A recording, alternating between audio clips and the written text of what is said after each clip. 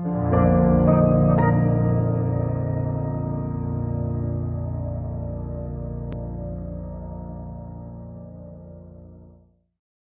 a empezar entonces con la mesa redonda que tenemos como cierre de esta jornada de mañana. Como veis ahí, nos tenía que estar acompañando en la mesa Gonzalo Carnero, pero me acaba de llamar y se había ido a la sede del instituto, con lo cual ya no tiene tiempo para llegar hasta aquí, un problema de comunicación. Entonces nos va a volver a acompañar Gabriel Calzada y es, como veis en el título de la mesa redonda, vamos a hablar de startups y de su importancia en la actualidad, en la economía actual y en el crecimiento. Y bueno, él ya ha hablado de algunos ejemplos de proyectos que se están lanzando desde la Francisco Marroquín con ese espíritu de pequeñas startups que nacen de manera incipiente, ¿no? y de manera descentralizada, ¿no? Entonces, de todo ello, aparte que ellos tienen el programa este de emprendimiento, pues nos va a poder aportar unas cuantas ideas al respecto. También tenemos con nosotros a César Balmaseda. Él, como veis ahí en la pantalla, es el director de Newway Capital, una gestora de activos estadounidense que financia desarrollos de ciudades libres, de ciudades privadas, ¿no?, gobernadas por los principios del libre mercado. Hoy, bueno, pues ahora cuando se presenten un poquito nos hablará un poco, pero bueno, a ver si un día le tenemos para que nos trate este asunto en alguna conferencia o similar, ya más en detalle, ¿no?, que siempre es muy interesante para el mundo liberal. Y por último, Alejandro Pérez Payá, que él, no sé qué edad tienes, muy jovencito. 20. Pues dejó la universidad a los 18 años y ya ha montado varios proyectos empresariales, uno de ellos ahora en Nueva York, pero sea como persona que aspira a tener éxito en algún momento en el mundo de los negocios hay que tener pequeños fracasos previos y se ha venido ahora para España a montar otra nueva startup que nos vendrá a comentar también ahora brevemente. También ha trabajado, como veis ahí, en Fiverr y en Cabify aquí en España. Y creo que ya estamos, ¿no?, todos presentados. No sé si queréis empezar también hablando un poco de lo que hacéis brevemente para no... Gracias, Raquel. Un placer estar aquí, la verdad, y participar en estas jornadas por primera vez. Yo, bueno, mi trayectoria realmente es en el mundo financiero, en el mundo del venture capital. También tengo mis propias inversiones privadas en un rango bastante amplio de sectores, desde el sector de la energía, el sector de las bebidas alcohólicas, los destilados y más recientemente en el sector de los desarrollos inmobiliarios, pero con el enfoque de desarrollar ciudades liberales, ciudades gobernadas por los principios del libre mercado y como motor para crear ejemplos realmente viables de sociedades libres que se puedan ver y puedan ser replicadas y copiadas en el resto de la región en la que se implantan. Y eso es más o menos a lo que me dedico en estos días. Bueno, yo básicamente tengo un background técnico y durante estos años que he estado trabajando ha sido en puestos de responsabilidades técnicas y ahora, bueno, después de estas aventuras he decidido adentrarme en las responsabilidades que tiene un negocio, además de compaginándolo con las necesidades técnicas que tiene al principio, que es, bueno, sin producto no hay negocio, sobre todo en una empresa tecnológica, y es básicamente lo que he estado haciendo. Pues en mi caso ya antes Gonzalo y Rayo mencionaron algunos de los proyectos en los que he estado implicado y es verdad que en la Marroquín, como decía Raquel, pues creo que fue pionera a nivel mundial en tema de enseñanza, de explorar qué se puede enseñar de esto, porque tampoco está muy claro qué se puede enseñar del mundo de los startups para que alguien sea un emprendedor que haga startups. Algunas cosas quizás sí se puedan, otras no. Y el año pasado conseguimos que el MIT celebrara su primer MIT Global Startup Workshop con otra universidad. Hasta ahora siempre había sido con gobiernos o con grandes corporaciones y conseguimos que ese gran evento, uno de los mayores a nivel internacional de startups, se celebrara pues del MIT con la Universidad Francisco Marroquín y fuimos, por así decirlo, la capital de los startups a nivel mundial por unos días, pues teniendo ahí a muchos de los míticos fundadores de muchas startups conocidas. Esa supongo que es mi relación con este mundo de los startups. Muchas gracias a los tres. Básicamente, a lo largo de la mesa voy a presentarlo, vamos a ir presentando las diferentes preguntas en 3 bloques. En primer lugar, vamos a hablar un poco del emprendedor, luego de startups, cuáles son los elementos clave para que una startup se monte y tenga éxito. Y en último lugar, pues hablaremos de la economía actual, economía digital del conocimiento y cómo influye en las propias startups, cómo está vinculada de manera tan estrecha en el desarrollo y el impulso de las startups, ¿no? Entonces, esos serán los 3 primeros bloques, así que empezamos con la parte del emprendedor. Y la primera es que la figura del emprendedor, qué características tiene que tener, qué rasgos psicológicos tienen los emprendedores. Todo el mundo, porque hoy día se habla mucho de emprendimiento, como bien sabemos, está en boca, pues, de medios, de políticos, etcétera, y entiendo yo que no todo el mundo tiene las características personales o rasgos psicológicos aptos o adecuados para ser emprendedor. ¿Qué es lo que caracteriza a un emprendedor frente a otros? Bueno, yo diría que probablemente la característica más importante es una capacidad de ser honesto consigo mismo, es decir, conocer bien las virtudes que uno tiene, las limitaciones y por ese camino también comprender y ser honesto en cuanto a perseguir lo que realmente interesa, lo que realmente genera pasión dentro de ese emprendedor y el proceso creativo en sí mismo puede ser muy apasionante, debe ser muy apasionante, no solamente es el producto final, que para muchos desde luego es apasionante, ¿no? Yo creo que eso es esencial y también comprenderlo dentro de un marco de las posibilidades que existen, es decir, a mí me gusta mucho una frase de Steve Jobs que dice, nosotros, la mayoría, pensamos que aterrizamos en el mundo, que el mundo es como es y que nuestro objetivo es vivir más o menos como podamos dentro de ese mundo. No empujéis mucho a las paredes porque se os van a caer encima. Pero realmente todo lo que vemos, absolutamente todo, la ropa que tenéis puesta, la maquinaria de esta sala, cualquier cosa, fue al principio simplemente una idea que se imaginó alguien, que le dio forma en su cabeza y que poco a poco fue desarrollando. Y eso, abrir esa puerta, creo que realmente dirige hacia el conocimiento de esa pasión. Luego, por otro lado, creo que es importante lo que yo llamo ejercer la libertad positiva, ¿no? Soy de los que piensa que el libre albedrío y el determinismo tienen espacio, los dos, son combinables, pero creo que es importante utilizar a la mente como herramienta para conseguir los objetivos, ¿no? Y que la mente no se convierta en tu peor enemigo, es decir, controlar bien las emociones negativas. La vida de un startup, o sea, si la vida tiene problemas, la vida de un startup tiene problemas elevados al cubo. Y creo que es muy importante saber comprender cómo funcionan las emociones negativas, qué efecto tienen y cómo gestionarlas de una manera razonable. Y de hecho, la cultura de la meditación, que está poco extendida en Occidente, pero que está empezando a crecer más, me parece una vía de acceso hacia ese conocimiento muy, muy valiosa y yo desde luego la practico a menudo. Y por último, creo que es también muy importante lo que en inglés se llama enrollment, o sea, tener una capacidad de alistar, ¿no? De comprender, o sea, tenéis que, como empresario tienes que alistar para que te apoyen, ¿no? a tus inversores, a los clientes, a los empleados, a tu familia, porque probablemente es un lío familiar al principio, sobre todo el tema del startup. Y para ello creo que hay que ser auténtico, hay que comprender que a veces lo que realmente cala a la hora de convencer a la gente es ser verdaderamente tú y con naturalidad expresar el valor que tú ves en tus actividades, para así además comprender cómo pueden encajar dentro de los objetivos de la persona a la que estás intentando convencer. Y yo resaltaría, por lo tanto, esas cualidades.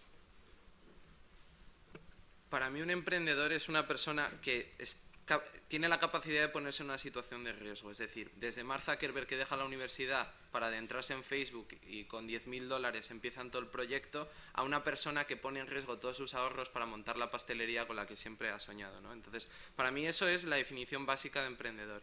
Luego, además de todo eso, ya vienen todas las cualidades que debe tener un emprendedor, ¿no? La valoración de los problemas que puede tener, ¿no? Saber cuáles son las ventajas competitivas de su negocio frente a otros, saber afrontar los problemas que le vienen y sobre todo saber tomar las mejores decisiones a largo plazo para su negocio. Entonces, brevemente, para mí eso es emprendedor. Luego se puede entrar en figuras, ¿no? Últimamente pues nos gusta mucho hablar de emprendedores tecnológicos, que es la moda, ¿no? Que hemos dejado pues el emprendedor que monta su negocio y el autónomo, lo hemos empezado pues a entrar en perfiles pues que han hecho pues grandes cosas, ¿no? Nos encanta hablar de Jeff Bezos, de Steve Jobs, de Mark Zuckerberg, pero realmente emprendedores hay en todos los lados y fracasando todos los días y bueno, realmente esos no son tan emprendedores, sino como ahora son empresarios. Sí, muy en esa línea también. Creo que la persona que emprende frente a la persona que no emprende se distingue primero que nada por la acción. Creo que la acción es lo primero que lo define. Están los que les gusta ser personas de acción y los que no son personas de acción. El emprendedor es persona de acción. Después son personas bastante obsesionadas. Yo creo que son gente obsesiva. En general los empresarios son bastante obsesivos. Y si uno mira a los empresarios que conoce, pues puede haber alguna excepción, pero uno se encuentra con que en general, uno le puede llamar pasión si quiere, llámenle como quieran, pero son gente bastante obsesiva, con una idea o con varias ideas. Y suelen tener foco, suelen tener, ¿no?, un foco claro, y suelen ser perseverantes, suelen ser martillos pilones, que ahí están perseverando. Y esto del riesgo también es interesante. En general, la mayor parte de los emprendedores que he conocido, hay quienes les paraliza el riesgo y a los emprendedores en general les alimenta el riesgo. Les parece que es alimento, ¿no? Lo que a otros le paralizaría, ellos lo agarran y parece que les hace crecer. Yo diría que esas son las cosas que a mí más me llaman la atención de los emprendedores. Muchas gracias a los tres. Lo siguiente que quería comentar, pasando brevemente sobre esta cuestión, es el emprendimiento en España, las dificultades que hay aquí. Casi todos lo sabéis de una forma u otra, estáis fuera de España, de hecho. Tú acabas de volver, pero has estado fuera. Y, en fin, que institucionalmente hay grandes dificultades. La opinión pública tampoco ve bien al emprendedor, el que tiene éxito eventualmente en el campo de la empresa. ¿Esto cómo lo veis, así brevemente? Bueno, yo creo que hay una observación que se puede hacer directamente con los ojos, es decir, veis un Silicon Valley, veis un Austin, porque en Austin también están con un hub realmente interesante en Texas, en Nueva York también, bueno, pues en Berlín hay algo, en Londres hay algo, pero digamos que así el mayor startup europeo tiene pinta de ser Spotify, ¿no?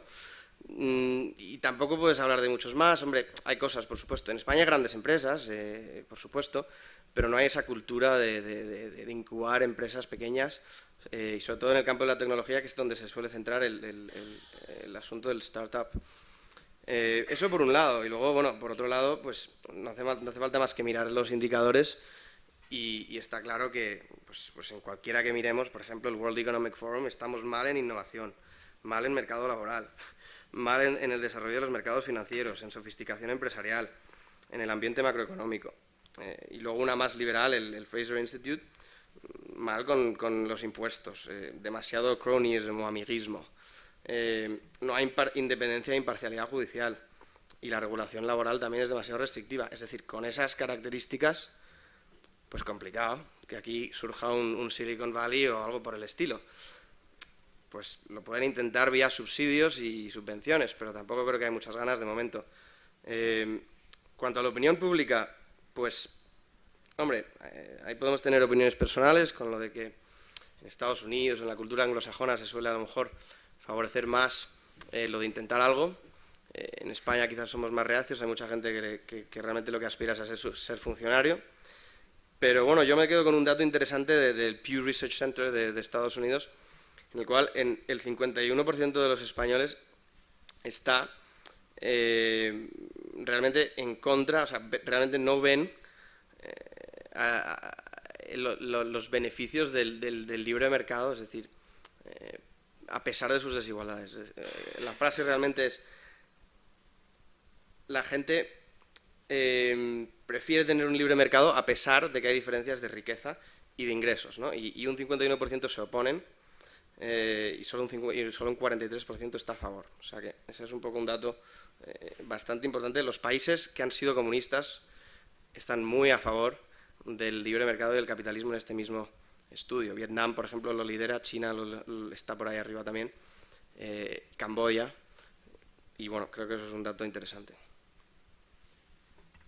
Para empezar, yo considero que España es un muy buen país para hacer empresas a pesar de todos los problemas que nos pone el Estado, ¿no? Porque hay mucha gente con mucho talento, hay muy buena preparación y el único problema quizás por el que yo considero que aquí no nace un Silicon Valley es precisamente porque no hay inversión privada, no hay casi. Hay muy pocos fondos de capital riesgo en España que inviertan en empresas y los que lo hacen lo suelen hacer en empresas que ya han empezado a tener revenue o que ya tienen métricas. No hay ningún fondo español que dé dinero significante para que una empresa pueda mantenerse durante unos 15 meses y desarrollar un producto. No dan dinero a ideas, dan dinero a negocios que ya están funcionando. Entonces eso es un problema bastante grave porque Silicon Valley, por lo que yo tengo entendido, no se ha formado con capital público, se ha formado con el capital privado y a día de hoy es lo que es por el capital privado. En España lo más parecido que tenemos son los préstamos ICO, y hablando de capital público, y básicamente son una limitación, no son una inversión, ¿no? Entonces eso es por un lado, ¿no? Cuando la gente monta empresas e intenta pensar en escala global, todo el mundo pues, suele pensar en Delaware como un paraíso. No es un paraíso fiscal, pero es una área donde tiene una fiscalidad mucho más permisiva, y aquí en España cuando montas un negocio pues te encuentras con impuestos por todos los lados, ¿no? Entonces eso también limita muchísimo la actividad aquí. Yo creo que el simple hecho de que Silicon Valley está en California y no en otros lugares de Estados Unidos muestra que la fiscalidad pues no es lo más importante en esto.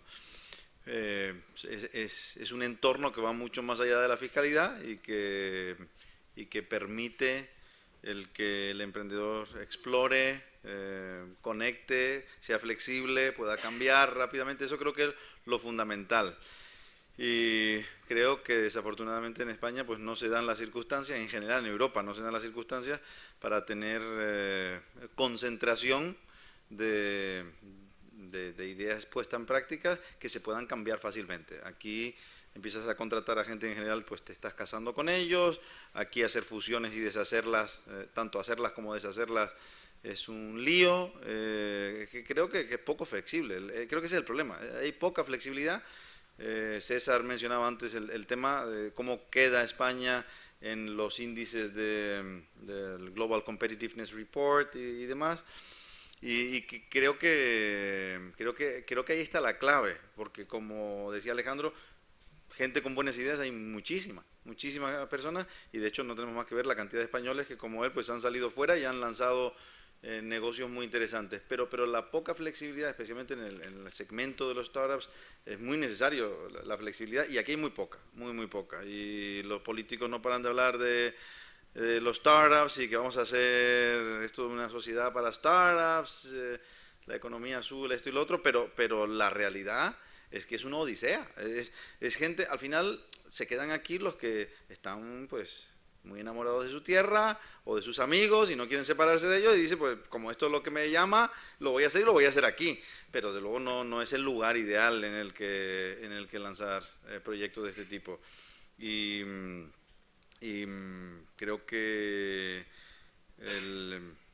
posiblemente el que poco a poco se vayan dando cuenta de que casi todo lo que sale fuera de aquí es lo que termine decidiéndoles a flexibilizar, pero va muy lento, ¿no?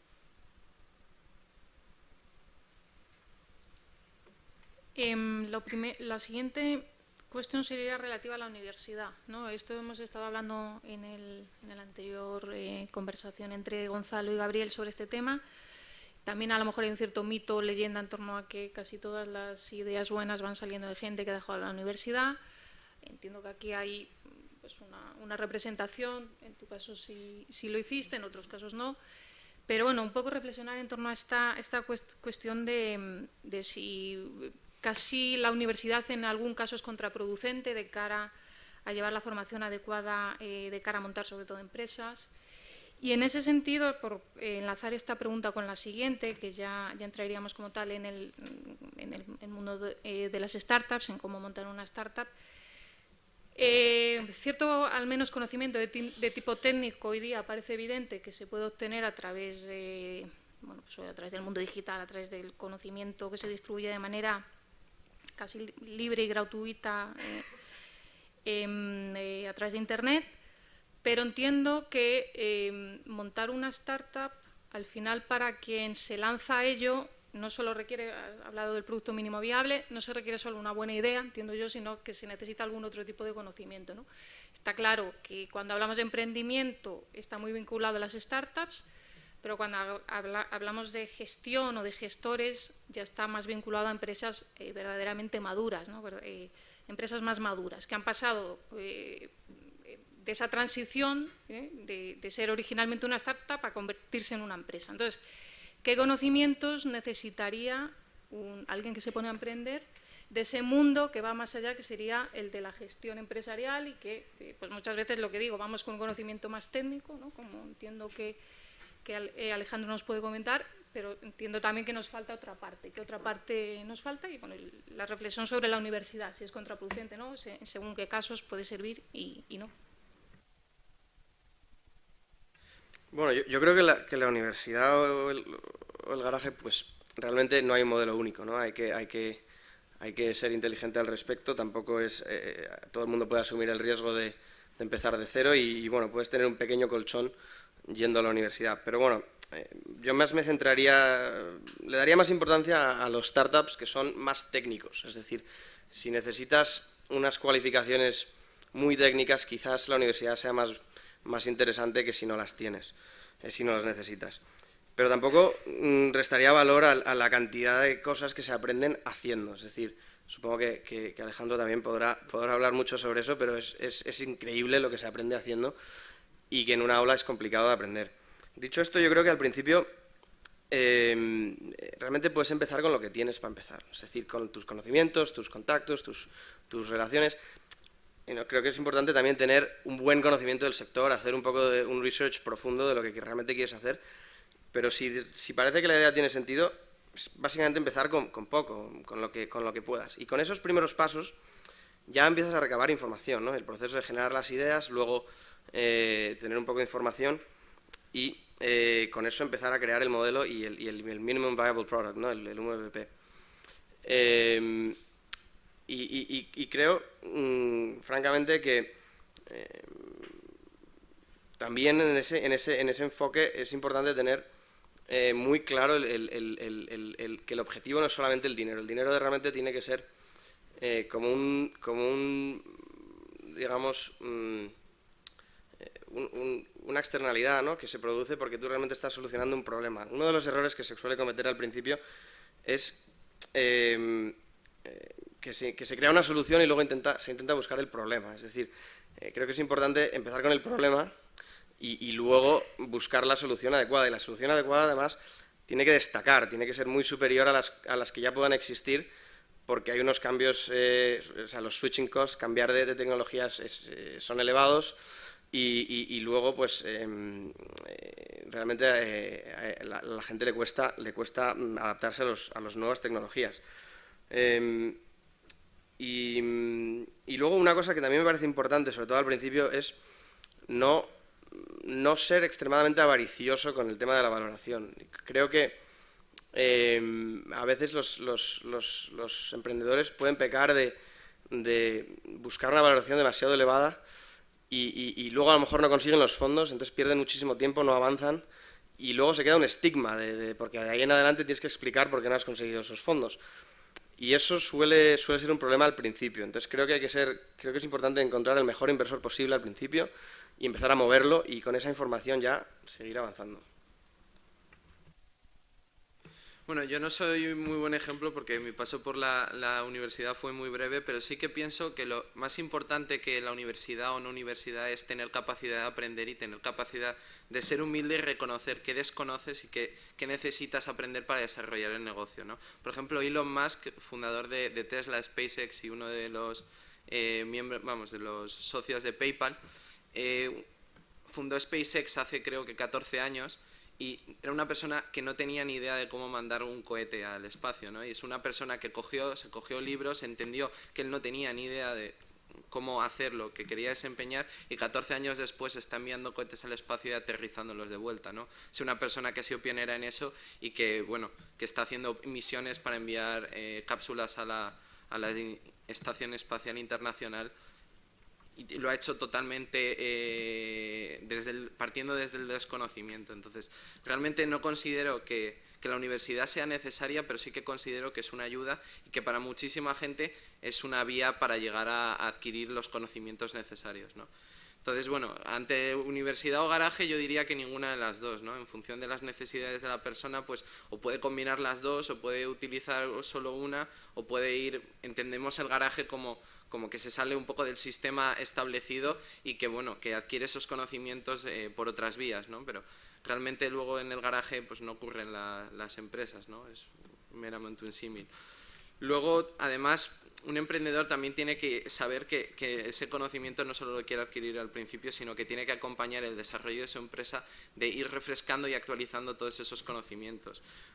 Aplicado a las empresas tecnológicas, sobre todo un muy buen CEO debería entender las ventajas competitivas de su negocio, y si es técnico, cuanto más background técnico tenga mejor, porque va a estar mucho más en sintonía las decisiones que él tome para guiar su negocio con las decisiones que se están tomando en el producto y las necesidades que tiene el producto.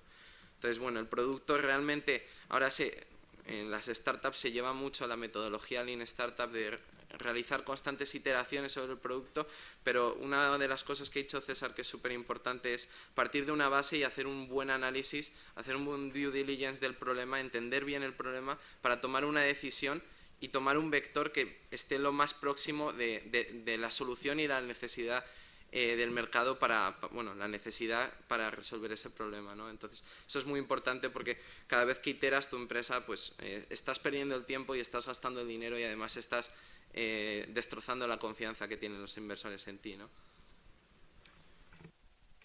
Yo iba a decir exactamente lo que dijo Alejandro, ni universidad ni garaje. Creo que no es necesario ninguna de las dos para ser un emprendedor y que en cualquiera de las dos también es posible montar, o sea, salir de que un emprendimiento surja de cualquiera de los dos, de una universidad o de un garaje. Dicho esto, es verdad que hay universidades, por ejemplo, en la Marroquín fue pionera por la visión del equipo directivo en su día y Giancarlo Ibargüen en particular, de lanzar un semillero de empresas, una incubadora de ideas empresariales que es heurística, y uno ve como pues algunas se convierten en empresas, ¿no? O sea, es posible desde la universidad, y todos conocemos pues múltiples ejemplos de otros que han salido pues de la calle, de un garaje, o de una plaza, o de un avión, o de una famosa servilleta. Así que creo que es en la sociedad donde surgen las ideas, y que lo que hace falta son las características que hablamos los tres en la primera pregunta que nos hacía Raquel, que para mí son acción, como decía, acción, obsesión, foco, perseverancia y riesgo. Y creo que sobre lo que estaban comentando César y Alejandro, acaba de salir un libro muy muy interesante que recomiendo, que es el de John Chisholm, Unleash Your Inner Company, en el que viene, creo que muy bien explicado la cuestión de identificar primero el problema que quieres resolver y de cómo evaluar qué condiciones tienes tú para poder aportar a la solución de ese problema. Creo que es un libro, dentro de toda la literatura que hay sobre startups, creo que pues de lo mejorcito que ha salido en los últimos años. De hecho, creo que en Amazon lleva solo unos meses, pero creo que todas las no sé, 60 o 70 reviews que tenía eran todas de 5 sobre 5, que es algo muy muy raro. A partir de 15 ya es raro que se mantengan 5 sobre 5. John Chisholm es amigo del Instituto Juan de Mariana, ha estado en alguna ocasión en el instituto y en OMA, así que creo que les va a gustar. Y por supuesto en el Zero to One de Peter Thiel, Creo que ahí tenemos también un montón de pistas sobre esto de si garaje, universidad o dónde se pueden hacer. Peter Thiel, como seguramente saben, él piensa que en la universidad no. Pero, para mí es la paradoja Thiel, ¿no? Porque Peter Thiel tiene el programa 20 Under 20, que él paga $100,000 cada año a 20 jóvenes de menos de 20 años, brillantes de las Ivy Leagues, de las universidades pues, más reputadas de los Estados Unidos, y les paga $100,000 para que dejen la universidad porque dice que ahí no van a hacer nada. Entonces él es muy escéptico de que en la universidad salgan buenos proyectos. Sin embargo, él estudió en Stanford y terminó. Entonces, por eso digo yo, es la paradoja Thiel, ¿no? Y Peter Thiel, como, bueno, es una curiosidad entre los de 20 Under 20. Yo no sé si se ha puesto un poco de moda, pero hay una cierta costumbre de venir a la Marroquín. Entonces muchos de estos que él saca de la universidad luego vienen a la Marroquín, no de estudiantes sino de profesores, vienen a darnos charlas y creen que la Marroquín ha descubierto algo en cuanto a formar emprendedores. Nosotros más bien creemos que seguimos ahí en la búsqueda de qué es lo que podemos contribuir en este sentido, y seguimos teniendo más preguntas que respuestas, pero sí es verdad que vienen muchos de los miembros de 20 Under 20, y que, por ejemplo, nuestro decano de empresa es uno de los mentores de 20 Under 20. Entonces, Peter Thiel, por ejemplo, piensa que no, en la universidad no, probablemente no van a hacer nada, o sea que mejor saquémoslo. Pero también es verdad que él va a buscar a la universidad. Él no va a la calle a buscar gente a darle $100,000. Va a la universidad y ahí es donde agarra a alguien y lo saca. Así que da la sensación de que el mismo programa de 20 Under 20 lo que te está diciendo es algo hay en la universidad que es un buen lugar para ir a buscar gente con ideas. Y posiblemente hay otra idea que es mejor que no terminen, porque mientras más tiempo pasen, pues a lo mejor más pues se les avería el cerebro y dejan de pensar en términos de emprendedor. Una definición de startup, por diferenciar lo que sería una startup de una empresa ya en funcionamiento, que podemos encontrar en Steve Blank, es una organización que aspira a tener un modelo de negocio repetible y escalable, que es un poco por lo que ponía esta transparencia, para que veamos la dicotomía, la diferencia que hay entre una empresa ya que ha encontrado su producto, ha encontrado su público, ha encontrado su forma de hacer negocio, de conseguir rentabilidad, y a partir de ahí pues, se trata de replicar ese modelo de negocio, mientras que una startup es, ya lo hemos visto por las características del emprendedor, es una especie de aventura en el que todo eso está por encontrarse y por descubrirse. Es un proceso de descubrimiento, ¿no? Que se repite mucho en la escuela austríaca. En ese sentido, quería comentaros o preguntaros qué es lo que está ayudando hoy día o que está poniendo sobre la mesa el mercado en la actualidad, que está facilitando esta ebullición, ¿no? De startups, se habla tanto de ellas, de Silicon Valley, etcétera. Y qué es lo que encontramos en el mercado, me refiero al mercado, sea mercado económico o no, me refiero monetario o no, sea gratuita ese tipo de información o acceso a ese tipo de información. ¿Qué es lo que podemos encontrar? Por ejemplo, metodología para crear empresas jóvenes, como todo esto que tiene que ver con el Lean Startup, todo eso entiendo que son metodologías que vosotros empleáis. Tú también, por lo que entendido, Alejandro, estás lanzando tu nuevo proyecto en torno a la economía colaborativa, que también está en boca de todo el mundo. Es decir, las startups están muy vinculadas a este mundo de la economía colaborativa. Y luego también pues, todas aquellas facilidades que encontremos, que esto seguramente César pues, él ha estado en proyectos de capital riesgo, en empresas de capital riesgo, pues todo lo que nos ayuda a encontrar financiación para esos proyectos que queremos poner en marcha, etcétera. Entonces, bueno, ¿qué es lo que facilita hoy? ¿Qué es lo que necesitamos o a lo que podemos recurrir en el mercado para facilitar toda esta construcción o montaje de startups y que es característico históricamente del momento actual? Si no les importa, contesto sí, yo rápidamente porque, como le decía Raquel, podía participar, pero solo hasta las 2. Y solo me voy a referir a un aspecto de lo que preguntaba Raquel, que es el por qué se ha puesto de moda. Yo creo que se ha puesto de moda por la crisis. Yo creo que la crisis ha sido clave en que se pongan de moda el mundo de los startups. Y en medio de la crisis el capital escaseaba de tal forma que a lo que uno podía optar es pues a proyectos muy pequeños con $3,000, $4,000 dólares o con nada prácticamente, con tu trabajo, tus ideas y colaborar con varios amigos. No es que esto no existiera antes, obviamente lleva mucho tiempo existiendo, pero la crisis hizo que de pronto mucha gente que en otras condiciones hubiese ido a un banco y hubiese pedido directamente 30 millones de dólares para empezar esta idea y tengo estos avales y adelante, se volvió imposible. Y eso hizo que muchísima gente que no se había fijado en el mundo de los startups, de pronto se fijaran en ese mundo y que los políticos, que la verdad es que se estaban quedando con la poca financiación que había para sus proyectos keynesianos de aumento de gasto público y todo para todo el poco crédito que queda para nosotros, para financiar nuestros bonos, pues dijeran, sí, ala, venga, startups que cuestan poquito y que ahí, mientras yo me sigo financiando aquí, puedan seguir adelante. Yo realmente creo que fue la crisis la que sacó adelante los startups.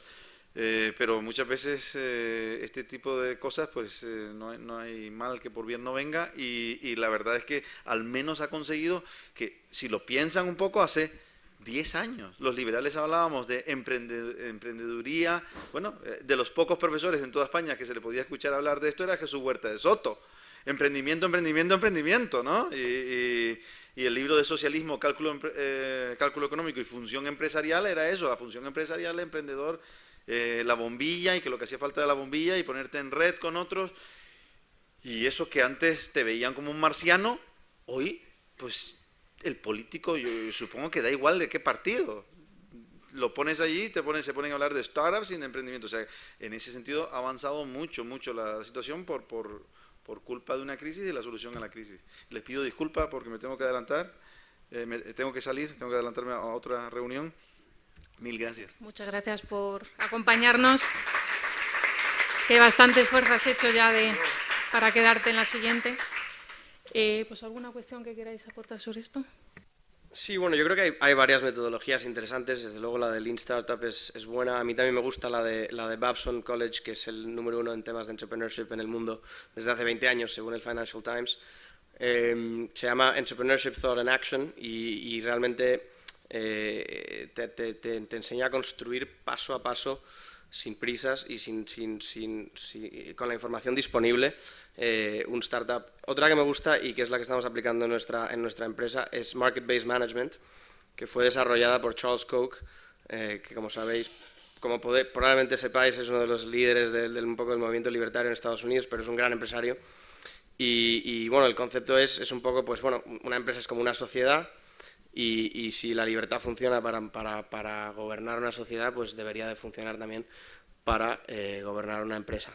Obviamente hay diferencias porque las empresas compiten y los monopolios no, pero eso por un lado.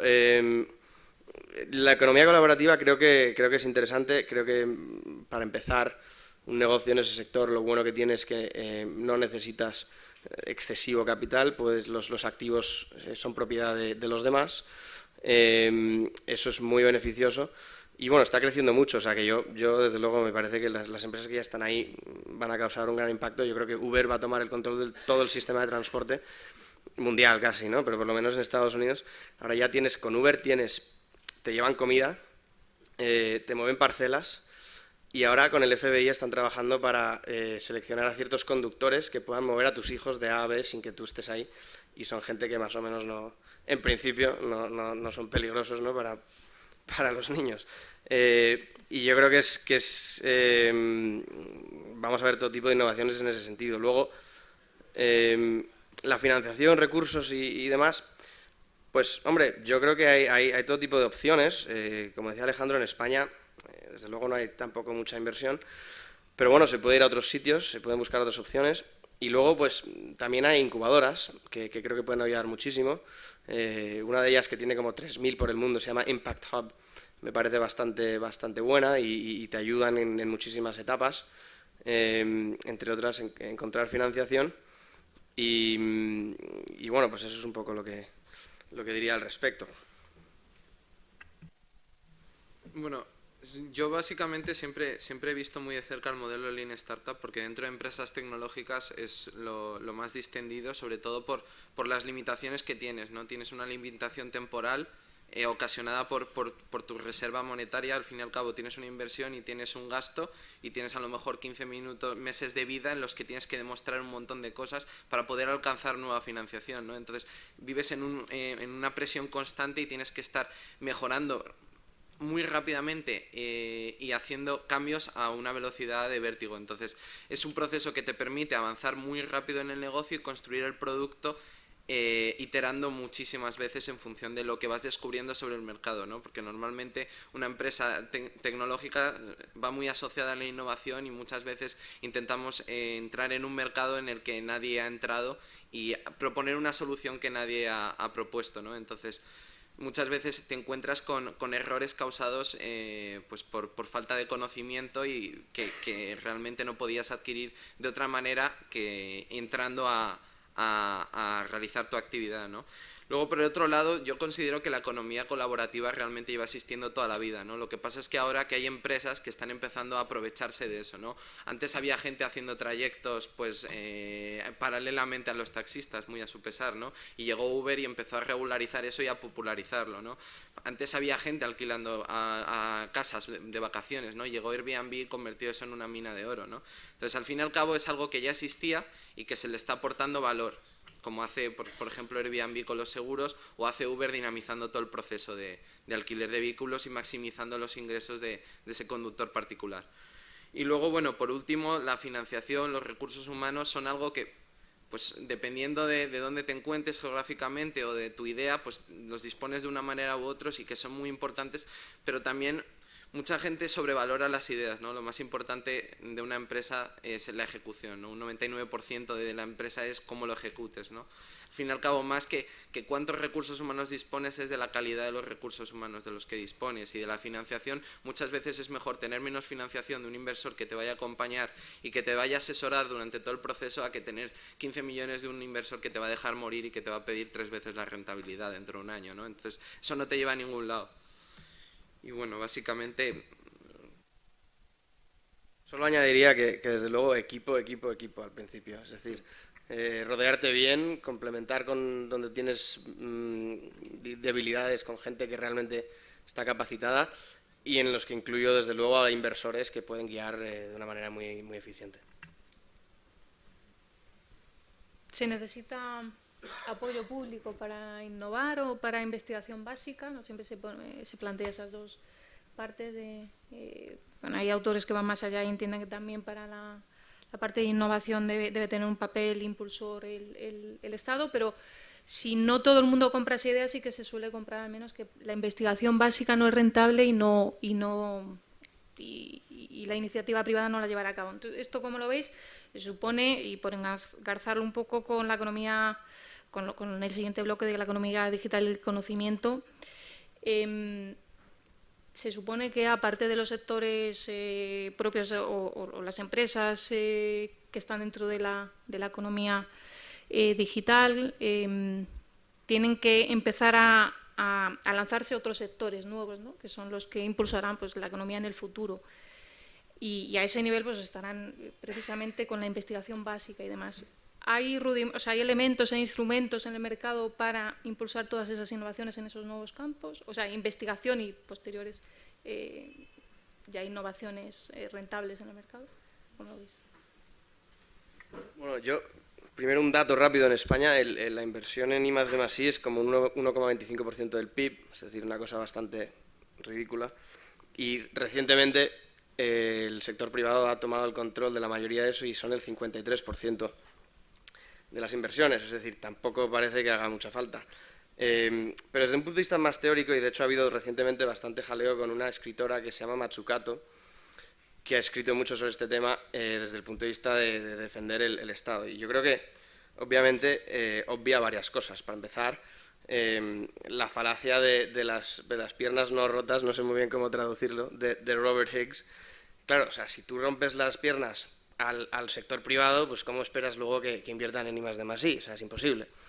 Déjales primero producir y luego ya veremos si hace falta que exista algún ente, yo no creo que lo haga, para complementar, pero no podemos ni saber eso.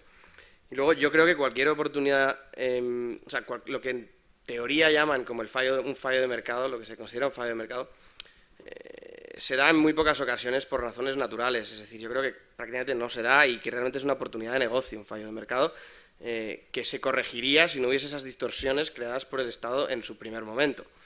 Pero claro, estos aprovechan y acusan al sector privado de provocar eso. Y luego, bueno, yo creo que hay que hablar de Bastiat y de lo que se ve y lo que no se ve. Porque claro, está muy bien decir que el gobierno invierte en X cantidad de dinero en no sé cuántas empresas, pero ¿y qué pasa con los costes? Es decir, hay un desplazamiento de recursos muy importante. Cualquier euro o persona que se dedique a un proyecto determinado público no se puede dedicar a un proyecto alternativo privado, cuando además sabemos que la alternativa privada es más eficiente a la hora de asignar recursos y de obtener rentabilidad.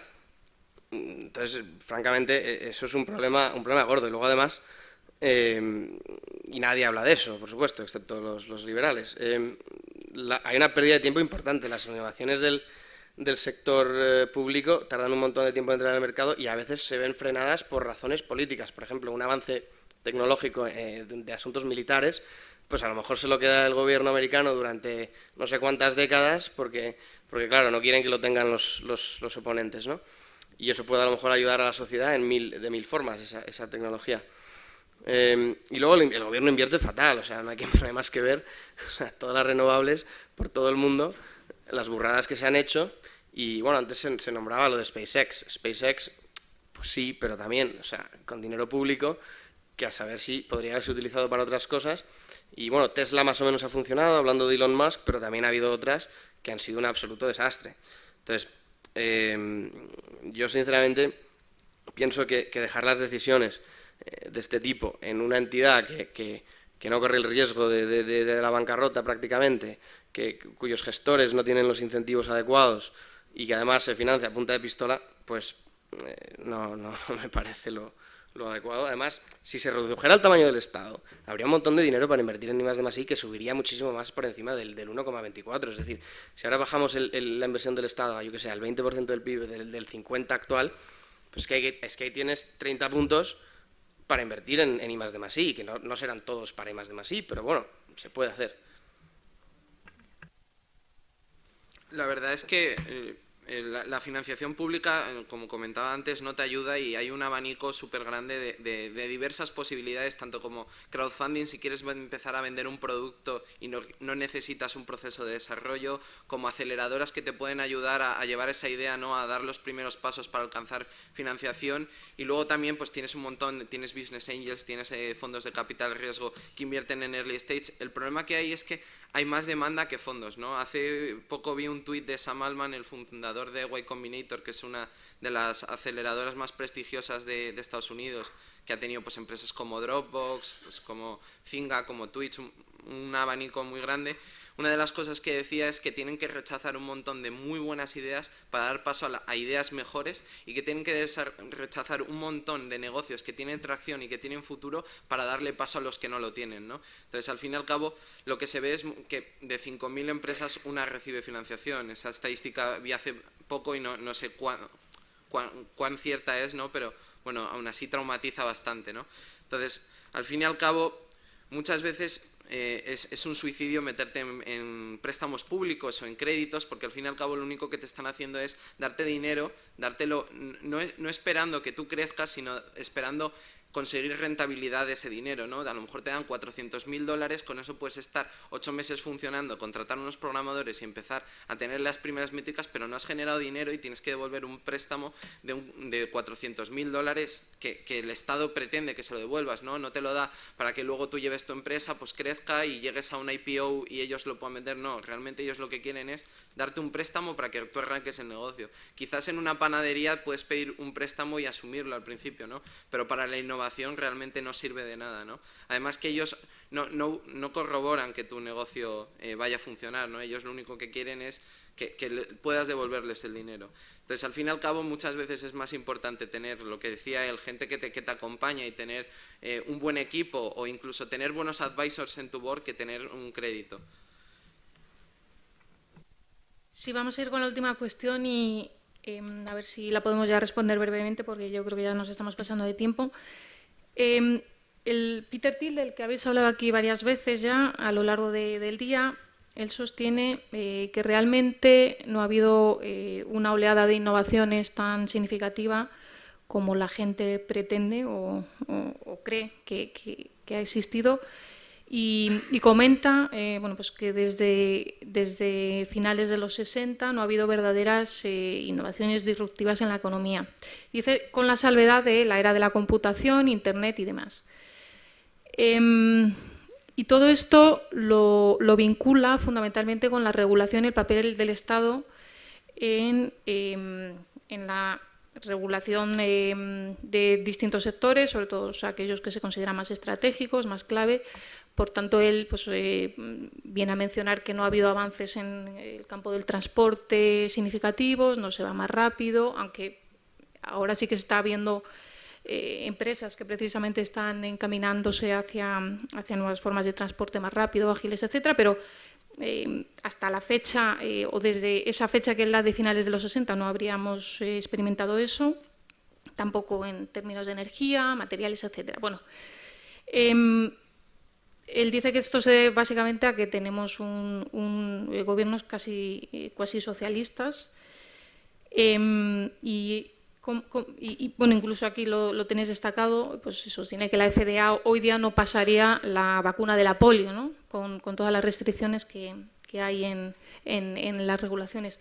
¿Cómo veis vosotros cuando bueno, pues los próximos cambios tecnológicos deberían ir precisamente al campo de la salud, biotecnología, pues también en robótica, inteligencia artificial, bueno, transporte, no sé si he dicho energía, pero todos esos son, o muchos de esos son sectores muy intervenidos. Entonces, aquí pongo el sesgo. Realmente hay mucha innovación, hay mucha startup, pero muy metida en torno al mundo digital. Lo otro, a lo mejor, según sostiene al menos Thiel, habría menos. ¿Cómo lo veis? Bueno, yo creo que como el Estado es francamente inútil, pues la verdad es que tarda mucho en cogerle el ritmo a las nuevas innovaciones. Entonces las nuevas industrias suelen ser las menos reguladas precisamente porque son nuevas, y todo en el terreno de las startups pues suele abrir nuevos caminos y por lo tanto al regulador le cuesta cogerle, pero bueno, le acaba cogiendo. Yo creo que eso es un poco a lo que alude Peter Thiel, y estoy de acuerdo relativamente con lo que dice. Creo que francamente, o sea, si miras los datos, yo creo que lo interesante es ver Estados Unidos, porque es un poco de donde viene él, y por eso tiene esta cita, ¿no? Según el Mercator Center de George Mason, las industrias menos reguladas durante los últimos 14 años han sobrepasado en su productividad a las industrias más reguladas en 12 de los 14 últimos años.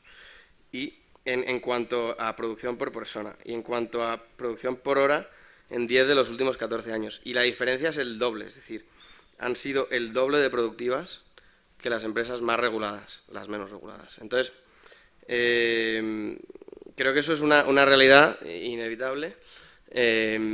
Dicho esto, pienso que también hay muchas oportunidades que se pueden abrir. Todo el tema de la robotización, como has mencionado, va a causar muchísimos problemas, va a causar muchísimos problemas sociales, de desempleo, que vamos a tener que solucionar de alguna manera. Pero creo que en general eso puede proporcionar oportunidades para que la gente haga otras cosas y que abra nuevos caminos en un mundo digital en el que prácticamente hay unos startup costs pequeños para muchos de estos sectores. Esta gente pues puede innovar y puede verse favorecida, incluso sin saberlo, de la no posibilidad de tener un trabajo en McDonald's. Es decir, si no puedes trabajar en McDonald's, a lo mejor es el momento de crear tu propio sector, crear tu propia empresa e intentar hacer algo novedoso, que hoy en día yo creo que con la tecnología de la información es viable.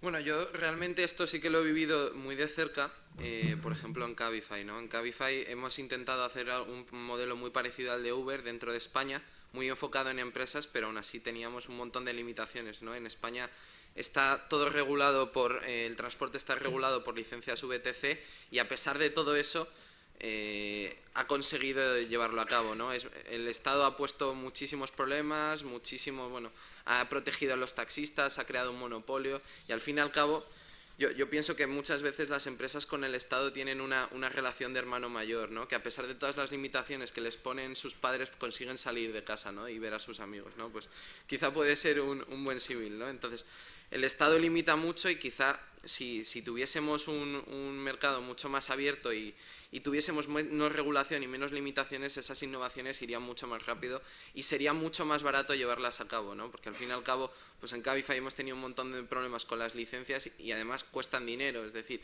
por cada coche que tienes que poner en la calle tienes que desembolsar un dineral. Entonces, si no tuviese eso, sería muchísimo más fácil crear negocio e incluso emplear a gente, ¿no? Porque también para los conductores es una barrera de entrada muy grande, ¿no? Tener que adquirir una licencia. Pues lo mismo puede pasar a lo mejor con las innovaciones en medicina, ¿no? Que se tienen que pasar por un montón de controles, y que realmente pues a lo mejor en 5 años se podría poner una solución, y realmente pues tarda 15, y por el camino ha muerto mucha gente que no ha podido disponer de esas innovaciones.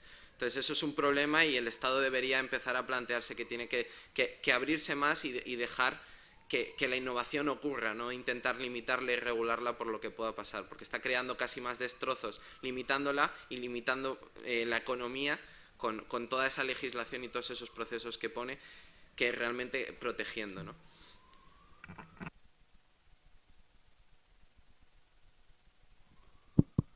Muy bien, pues vamos a comenzar con el turno de preguntas.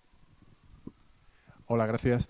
No, que yo quería decir un poco, habéis quedado como un poco moderado en cuanto al estado del emprendimiento en España, ¿no? He visto bastante moderado, porque mi experiencia es aterradora, porque yo soy profesor de universidad y a la vez estoy emprendiendo. Y bueno, si estuviera en Estados Unidos me subirían el sueldo, y aquí, como se entera el decano, me mete en la cárcel. Así directamente. O en el mejor de los casos me quedo en un limbo legal, que es la mejor manera de no ser libre, porque pueden hacer contigo lo que quieran, ¿no? Pero vamos, sin necesidad de poner un ejemplo tecnológico, que es el caso, si yo voy y me compro una casa al lado, en la playa, y la voy a poner en Airbnb o en Booking, y resulta que la estoy alquilando muy bien, con un 9,7 de valoración en Booking, y en el mercado me lo está valorando muy bien, me ha llegado la Junta de Andalucía y me dice que tengo que poner aire acondicionado en todas las habitaciones. Y resulta que mi casa lo bueno que tiene es que no necesita aire acondicionado, por ejemplo, ¿no? Y que me la va a valorar ellos. O sea, es que es un mundo terrible, ¿no? O sea, que habéis quedado muy moderados, muy moderados. Gracias. Es más terrible de lo que parece, sí que es cierto, ¿no? Tampoco yo quería cargar contra nadie, y sobre todo siendo uno de los primeros temas que se han tratado, pero luego también lo ves mucho, ¿no? Es terrible por ambas partes. Hay muchísimos problemas, y luego además también yo lo he visto, hay muchísimos emprendedores que realmente, o sea, los ves perdidísimos, ¿no? Pero en España quizá no hay tantas ayudas y no hay tanta cultura de esto, ¿no? Ves mucha gente que está súper preocupada por el qué dirán, ¿no? Si fracasas, ¿por qué fracasas? Si tienes éxito, eres un explotador, estás aprovechándote de los vacíos legales, lo que quieres hacer es capitalizar el trabajo de los demás, etcétera, ¿no? Luego, por otro lado, también está el tema que ahora se ha puesto más de moda. Entonces, te encuentras que en muchas universidades se ha llevado el emprendimiento a la gente, y hay muchos que quieren hacer muchas cosas, pero realmente no saben contra el problema que se enfrentan, ¿no? Entonces falta un sentimiento tanto de humildad por parte de los emprendedores, que no entienden que lo que quieren desarrollar no es viable en el marco en el que se encuentran por todos esos problemas que se van a encontrar, y luego además un montón de falta de apoyo, ¿no? Tanto por la sociedad como, pues, como decíamos, por la escasez de fondos y por tal. Entonces España, en ese sentido, desgraciadamente no tiene un buen marco ni jurídico, ni legal, ni fiscal para hacerlo, pero a pesar de todo eso salen cosas, ¿no? Yo solamente añadir un par de cosas. Yo he intentado resaltar dónde estamos mal según los informes internacionales, pero creo que lo que es curioso también de estos informes es que en temas de educación y de capital humano estamos bastante bien. Y entonces hay ese desajuste, ¿no? Entre gente que realmente podría, pero que no puede porque hay todo tipo de restricciones absurdas generadas por el intervencionismo y el amiguismo. Y luego además yo creo que hay un problema añadido en España, que es, y que bueno, realmente un poco en toda Europa, que es el tema del idioma. Es decir, si tú te quieres ir a otro sitio donde hay oportunidades, tienes que tener idioma, tienes que tener inglés mínimo. Si no, te puedes ir a Latinoamérica, pero en Latinoamérica también tienes muchas distorsiones y tampoco es fácil innovar. Y luego problemas de visados, por ejemplo, para ir a Estados Unidos es prácticamente imposible. Y para ellos también. Lo que pasa es que ellos tienen un mercado enorme, son 300 millones, donde todo el mundo habla inglés, donde hay muchísima movilidad laboral, y eso pues también dificulta la situación. Yo solo quería hacer un comentario, Alejandro. Yo trabajo en un fondo de inversión, no financiamos empresas incipientes, financio otro tipo de proyectos, pero los inversores saben cómo es España.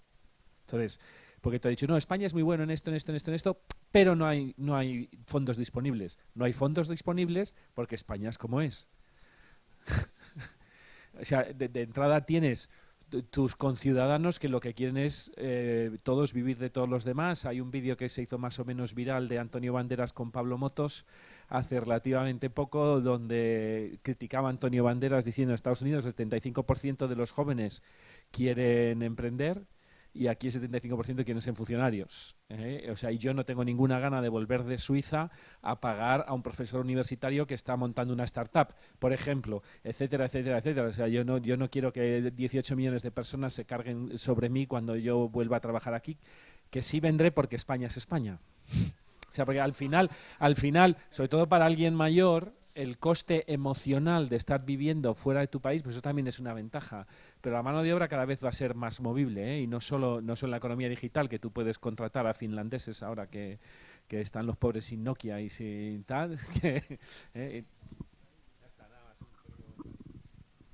Vamos, estoy completamente de acuerdo contigo y considero que estamos en una situación en la que está creado un sistema en el que tenemos una pescadilla que se muerde la cola, ¿no? Emprendedores fracasan y fondos no quieren invertir porque no tienen un buen marco, ¿no? Sí, buenas. Mira, yo también soy emprendedor y aunque no quiero negar el tema de que habéis dicho al principio que un emprendedor se destaca por asumir riesgo, lo que sí que quiero es cuestionarlo, ¿no? Por un lado, hablamos de que es arriesgado, pero si lo comparas con la otra alternativa, que es un empleo, tú puedes trabajar para Kodak y te da el garete. Y como dependes de otro, ahí también está ese riesgo. El que haya más incertidumbre no quiere decir que haya más riesgo. Luego, por otro lado, yo suelo decir que vida solo hay una. Y si no aprovechas esa bala que tienes en ese tiempo, o sea, si tienes un sueño, si tienes una misión, una meta y no te pones a emprender, a ir a por ella, ¿cuándo lo vas a hacer? O sea, puedes ganar mucho dinero, pero al final no has conseguido ese plan de vida que ambicionabas, ¿no? Y entonces yo creo que esa es una de las características que sí que tiene el emprendedor, que es yo tengo esta misión, este sueño, y me da igual fracasar una vez, que dos, que tres, me da igual vivir en precariedad, trabajando a jornada parcial y el resto dedicándolo, que ahí vas a estar, ¿no? Y luego, el tercer punto sobre el riesgo es que con Lean Startup y demás, justamente lo que se pretende es, o sea, no nos gusta el riesgo, al contrario, es eliminarlo, ¿no? Antes de meter un duro en publicidad o lo que sea, quiero ver que hay clientes, quiero ver que hay primero tengo que detectar un problema. Y esto me lleva a la otra cuestión que decíais de si garaje o universidad. Para mí el lugar del emprendedor es la calle. La calle es ver qué problemas hay, probar, volver a la guarida que sea para darle vueltas y volver a salir a probar si lo que se ha hecho tiene sentido o no. Y a partir de cuando ya tienes algo que funciona, entonces ya metes el dinero. Pero es acelerar, no es para arrancar. Entonces ese es el matiz y ya está. Muchas gracias. Sí, yo simplemente diría que sí, estoy de acuerdo que el riesgo puede ser mucho más arriesgado no probar, no intentar y no vivir tu vida. O sea, estoy completamente de acuerdo. Muchísimo más riesgo. Yo creo que en general la gente no se arrepiente de lo que intenta, sino de lo que no intenta. O sea que estoy bastante de acuerdo. Muy bien, pues terminamos aquí porque además ya nos hemos extendido bastante de la hora en la que teníamos que concluir. Muchas gracias a todos, a Raquel, a Alejandro y a César por estar aquí. Y volvemos a empezar a las 4 con el último panel de este 9º Congreso de Economía Austríaca, que incorporará las 2 charlas quizá más esperadas de la jornada, que son las de Miguel Anxo Bastos y las de Jesús Huerta de Soto. Hasta entonces.